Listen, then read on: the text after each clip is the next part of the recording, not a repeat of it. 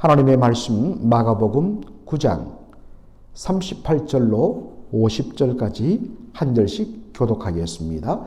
요한이 예수께 여짜오되 선생님, 우리를 따르지 않는 어떤 자가 주의 이름으로 귀신을 내쫓는 것을 우리가 보고 우리를 따르지 아니하므로 금하였나이다. 예수께서 이르시되 금하지 말라. 내 이름을 의탁하여 능한 일을 행하고 적시로 나를 비방할 자가 없느니라. 우리를 반대하지 않는 자란 우리를 위하는 자니라. 누구든지 너희가 그리스도에게 속한 자라 하여 물 한 그릇이라도 주면 내가 진실로 너희에게 이르노니 그가 결코 상을 잃지 않으리라.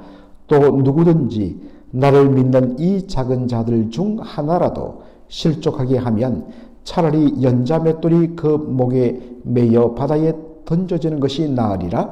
만일 내 손이 너를 범죄하게 하거든 찍어버리라.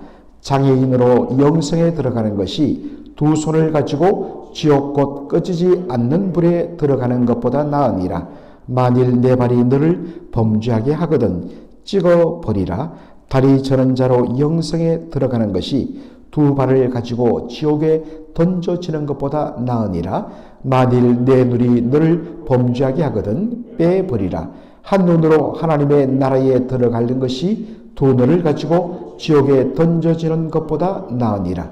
거기에서는 구더기도 죽지 않고 불도 꺼지지 아니하느니라. 사람마다 불로서 소금 치듯함을 받으리라. 다같이요 소금은 좋은 것이로되 만일 소금이 그 맛을 잃으면 무엇으로 이를 짜게 하리요. 너희 속에 소금을 두고 서로 화목하라 하시니라. 아멘. 오늘 저는 마가복음 9장 38절로 50절을 본문으로 남에게는 관대하게 자신에게는 엄격하게 라는 제목으로 말씀을 나누고자 합니다. 예수님의 12 제자 중에 한 사람인 요한, 바로 나중에 요한복음과 요한서신을 쓰게 되고 또 마지막으로 요한계시록을 기록한 바로 그 요한이 예수님에게 이렇게 묻습니다. 선생님, 우리를 따르지 않는 자가 당신의 선생님의 이름으로 주의 이름으로 귀신을 내쫓은 것을 보았습니다. 그래서 어떻게 했느냐? 우리가 너 예수님 이름으로 그런 일 하지 마 라고 못하도록 금했습니다 라고 말합니다. 그럴 때 예수님이 이렇게 말씀하십니다. 그 사람이 하는 일을 금하지 말라. 왜냐하면 내 이름으로 바로 귀신을 내쫓는 이런 일을 하고서 즉시 나를 배반하거나 나를 반대하는 비방하는 일을 하지는 않기 때문이다. 그러면서 말합니다. 우리를 반대하지 않는 자는 우리를 위하는 자라. 적극적으로 우리와 함께하고 정말 우리를 위하여 함께하겠다 말하지 않더라도 최소한도 우리에게 반대하지 않는 사람이라면 그건 우리를 위하는 사람, 곧 우리 편으로 넉넉하게 받아주라 라는 것입니다. 여러분, 왜 요한은 사실 12 제자의 대표거든요. 요한이 그랬다는 것은 12 제자들의 마음도 그러했다는 것을 보여줍니다. 왜 이들이 자신들과 함께 하지 않는 사람들 중에서 주의 이름으로 귀신을 내쫓는 능력을 행하는 사람을 못마땅히 하고 그것을 하지 못하도록 해달라고 예수님께 말했을까? 우리는 이 말씀을 볼 때에 예수님의 12 제자들이 그 귀신 내쫓는 능력을 행한 사람들을 시기 질투해서 그렇다라고 생각하는 경우가 있습니다. 그런데 여러분 잘 보십시오. 예수님께서 수많은 사람들 중에서 12를 사도로 택하고 그들에게 무엇을 주시냐면 바로 말씀을 전하고 그 다음에 병자를 고치고 귀신을 내쫓는 그런 능력을 12 제자에게 주었습니다. 그래서 마가복음 6장에 보면 예수님이 제자를 두 사람씩 각 마을로 보내서 복음을 전하게 했을 때 그들이 말씀만 전하는 것이 아니라 병자도 고치고 귀신도 내쫓는 놀라운 능력을 행했다고 성경은 기록하고 있습니다. 그런데 이들의 마음속에는 이 귀신을 내쫓고 병자를 고치는 능력은 우리 12 제자들에게만 주어진 것이라고 생각했고 이것을 하나의 자신들의 어떤 특권으로 그렇게 생각을 했습니다.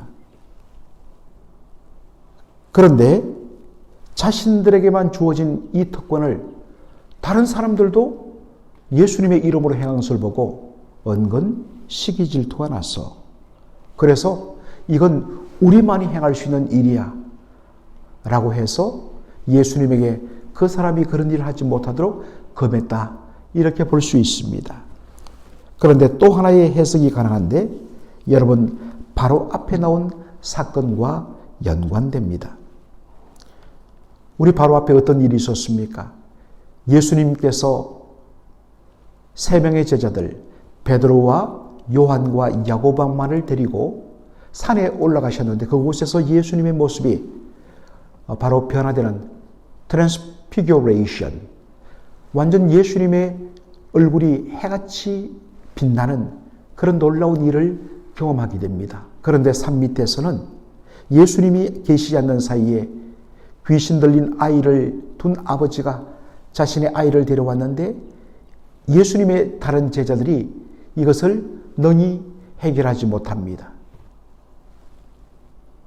그 이유는 우리가 지난번에 살핀 바대로 예수님이 그 자리에 없어서가 아니라 그들의 믿음이 부족해서였다고 예수님 지적하십니다.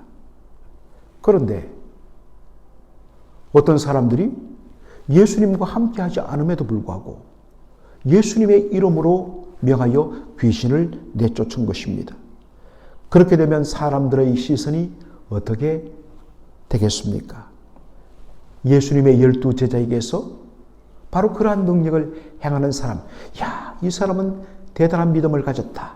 이 사람은 정말 놀라운 능력의 소유자다. 그래서 사람들의 관심과 시선이 12 제자에게서 자신들과 함께하지 않은 다른 능력을 행한 사람에게 갈까? 그러한 어떤 면에서는 시기 질투와 어떤 불안함 때문에 예수님에게 이 사람이 이러한 능력을 당신의 이름으로 행하지 못하도록 금하여 달라고 말했다. 이렇게 볼 수가 있다는 것입니다. 그런데 어떠한 이유가 되었던 예수님은 어떻게 이 부분을 보십니까? 얼마든지 주의 이름으로 그런 능력을 행한 사람, 그의 행위를 인정하고 용납하라는 것입니다. 왜냐하면 비록 우리와 함께하지는 않지만 그 사람은 바로 주님을 반대하는 사람은 아니기 때문입니다. 그리고 전반적으로 보면 비록 우리와 함께하는 것은 아니지만 그것도 주의 이름으로 능력을 행함으로 어쨌든 예수님의 이름을 드러내고 하나님 나라를 함께 확장하는 사람이기 때문이라는 것입니다. 그러한 넉넉한 마음을 가지고 바라봐야 된다는 것입니다. 모든 것을 내 중심으로 이루어져야 된다고 생각하는 것, 이 폐쇄적인 마음이 굉장히 문제인 것입니다. 빌립보서 1장에도 보면 이러한 내용을 볼 수가 있습니다. 바울이 바로 로마 감옥에 갇힘으로 말미암아서 더 이상 복음을 전할 수 없게 되자 로마 교회 성도들 가운데 힘을 다하여 복음을 전하는 놀라운 일들이 일어납니다. 겉으로 보면 참 감사한 일이지요. 그런데 문제는 복음을 전하는 그들의 동기, 목적이 달랐다는 것입니다. 어떤 사람은 진짜 바울을 사랑하여서 우리 바울 선생님이 못 전하는 복음을 우리가 대신 전하자. 바울을 사랑하는 그러한 모티프로 열심을 다하여 복음을 전했다는 것입니다. 그런데 어떤 사람은 바울의 매임에 괴로움을 더하게 할 목적으로 열심히 복음을 전했다. 이 부분에 대하여 제가 설명한 적이 있습니다. 바울의 매임에 괴로움을 더하게 하려고 복음을 전했다는 것, 당시 사회를 보면 압니다. 그 당시는 로마의 바로 네로 황제가 통치하던 그런 때였습니다. 네로 황제는 기독교 핍박에 가장 악명을 떨쳤던 그런 로마 황제입니다. 그래서 로마 당국이 점점 기독교 교회에 대하여서 핍박을 가하려는 그런 분위기가 점점 높아가고 있을 때였습니다. 바로 이때에 사람들이 거리에 나가서 예수를 믿으라고 사람들에게 소리를 외치며 복음을 전하는 방식을 택한다면 어떤 일이 일어날까요? 로마 당국이 이것 가만두어서는 안 된다. 이것은 우리 로마 제국을 위협하는 그런 행위로 봐야 된다. 그래서 적극적으로 기독교에 대한 핍박을 가게 될 것인데 제일 먼저 타겟되는 사람이 누구겠습니까? 기독교 지도자이지요. 그리고 기독교 지도자 중에 최고의 지도자가 지금 로마 감옥에 붙잡혀 있지 않습니까? 바울이 있죠. 그렇다면 시범 케이스로 바울을 죽이자. 그렇게 하지 않겠습니까? 바로 그러한 것을 마음에 두고 바울을 어떤 면에서는 죽이려는 그러한 마음을 가지고 열심을 다하여 밖에 나가서 복음을 전한 사람들이 있었다는 것입니다. 여러분이 바울이라면 어땠을까요? 자신을 해치는 목적으로, 괴로움을 더하게 하는 목적으로 나가서 복음을 전하는 사람들이 있다는 이야기를 들었을 때 여러분의 심정이 바울이라면 어떠했을까요? 얼마나 배신감에 몸부림치며 분노하며 세상에 어떻게 이룰 수 있는가? 라는 생각이 들지 않겠습니까? 그런데 바로 그 순간에 바울은 자신의 마음, 자신의 감정에 올인하지 아니하고 모든 시선을 자신의 감정에서 바로 주님의 영광에 맞춥니다. 그러면서 그 유명한 말을 하죠. 무슨 방도로 하든 어떠한 동기로 하든 하여간에 전파되는 것은 그리스도이니 나는 예수님의 이름이 전해지고 예수님의 이름이 드러나고 예수님의 이름이 높아지는 그것만으로 나는 기뻐하고 기뻐하겠다. 야, 이건 뭐 정말 우리 어떤 인간의 수준을 뛰어넘는 말입니다.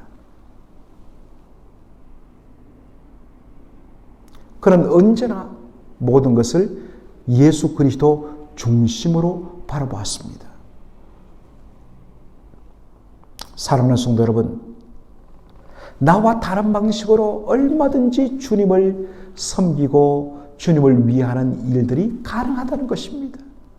그런데 내가 해왔던 나의 방식, 그리고 모든 것이 내 중심적으로 이루어져야 된다는 너무나 자기 중심적인, 사실 그러한 것의 근본 목적은 주님을 기쁘시게 하는 것이 아니라 나를 기쁘게 하는 일이지요.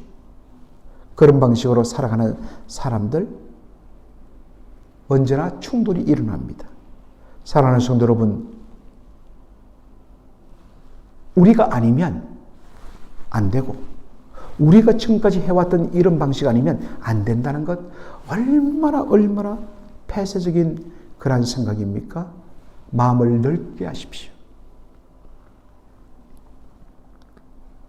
예수님 그 다음에 어떤 말씀하십니까? 바로 너희를 그리스도에게 속하는 자라는 이유 하나만으로 물 한 대접을 그렇게 대접하는 사람이 있다면 그것은 나를 대접하는 것이다. 그 사람은 결코 상을 잃지 않을 것이다 말씀합니다. 여러분, 여기에 물 한 그릇이라는 게 뭘까요? 물 한 그릇이라는 것, 이건 가장 낮은 수준의 섬김입니다. 아이고, 주를 위해 수고하시네요. 얼마나 고생하십니까? 제가 오늘 정말 아주 맛있는 그러한 저녁 상을 차려놨습니다. 잡수십시오. 수고하시는데 최고의 음식으로 대접하겠습니다. 그것도 아닙니다. 그저 물 한 그릇입니다. 가장 낮은 수준의 섬김과 대접을 뜻합니다. 그러나 주님께서는 그것을 자신이 받는 것처럼 여기고 상을 베푸시겠다는 것입니다. 여러분, 중요한 것은 어떤 크기가 아닙니다. 어떤 사람이 바로 주님에게 속했다는 이유만으로 그를 귀히 여기는 마음 그 자체를 주님 높이 보시겠다는 것입니다. 그러한 넉넉한 마음이 우리에게 있어야 합니다. 반면에 오늘 본문을 우리가 읽었지만 그 후반부는 어떻습니까? 자신에 대하여서는 굉장히 엄격한 그러한 적용을 하라는 말씀을 합니다. 비록 우리에게 속하지 아니하고 우리와 함께하지 않지만 주의 이름으로 그러한 능력을 행한 사람이라면 그를 인정하고 그를 존중해주고 그를 귀히 여기라. 반면에 자신의 잘못에 대해서는 얼마나 엄격하게 다룰 것을 말씀하신지 모릅니다. 예수님을 믿는 작은 한 사람을 실족하고 낙심시켜 넘어지게 한다면 그것은 연자맷돌을 그 목에 메어서 바다에 던지는 것이 나을 것이다. 여러분, 우리가 보기에 내가 한 말, 내가 한 행동, 그건 뭐 그렇게 심각한 것 아닌데, 나는 그러한 의도로 말한 것이 아닌데 라고 우리는 쉽게 생각하고 넘어갑니다. 자신의 한 행동과 말에 대해서는 굉장히 관대합니다. 그러나 나에게는 아무것도 아닌 그 말, 그러한 행동이 바로 믿음이 연약한 자를 무너뜨리고 낙심시키는 무서운 일이 될 수 있다는 사실입니다. 그래서 할 수 있다면 연약한 자가 실족하지 않도록 모든 것에 바로 연약한 사람을 중심으로 행동하고 바라보는 그러한 마음이 있어야 된다는 것입니다. 고린도 전서 8장에 보면 음식을 먹는 문제로, 우상 제물을 먹는 문제로 다툼이 일어났을 때 바울은 이야기합니다. 자신은 지식이 있어서 얼마든지 어떠한 것도 다 먹을 수 있다고 생각합니다. 왜냐하면 우상 제물에 드리기 전에 그 소라든지 양은 바로 하나님께서 지으신 하나님의 피조물이고, 또 실질적으로 우상은 아무것도 존재하지 않는 것이기 때문에, 그렇기 때문에 얼마든지 우상의 제물을 근본적으로는 먹을 수 있다는 것입니다. 그러나 바울은 말합니다. 만약에 내가 먹을 수 있는 자유를 행함으로 말미암아 한 믿음이 연약한 사람이 그것을 보고 낙심한다면 나는 내가 가진 이 프리덤, 자유를 나는 기꺼이 포기하겠다. 철두철미하게 다른 영혼을 위하여, 주님을 위하여 그렇게 살아가는 모습을 보여줍니다. 사랑하는 성도 여러분, 여러분의 말과 행동, 그것이 얼마든지 여러분 말할 수 있는 자유가 있습니다.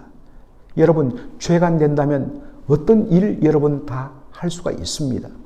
그러나 나의 말과 나의 자유로운 행동이 아직도 그것을 받아들일 수 있는 준비가 안 된 믿음이 약한 자가 그것을 보고 낙심하게 된다면 나는 기꺼이 주님을 위하여 그 영혼을 사랑하는 마음 때문에 나의 자유를 기꺼이 포기하고 내려놓겠다는 그러한 마음이 정말 주님 앞에 귀한 마음이라는 것입니다. 그러면서 그 다음에는 너의 눈이 너를 범죄하게 하느냐? 너의 손이 너를 범죄하게 하느냐? 그렇다면 너의 눈을 뽑아버리라. 너의 그 손을 도끼로 찍어버리라 라고 말씀하십니다. 실질적으로 literally 문자적으로 그대로 하라 아니죠. 그것은 주님의 의도가 아닙니다. 그만큼 철두철미하게 자신의 죄에 대하여서 아주 정말 진지하게 무섭게 다루며 멀리해라 라는 그런 말씀인 것입니다. 사랑하는 성도 여러분, 다른 사람에 대해서는 관대하십시다. 그리고 그 영혼을 섬기는 일이라면 나의 자유까지도 기꺼이 내려놓겠다는 그런 마음을 가지십시다. 그러나 자신에게는 철저하십시다. 그래서 정말 작은 죄 하나도 용납지 않겠다는 그러한 마음으로 주님 앞에 살아가는 저와 여러분의 삶이 되기를 주의 이름으로 축원합니다. 아멘. 살아계신 우리 아버지 하나님, 오늘 마가복음 9장 마지막 부분의 말씀을 보면서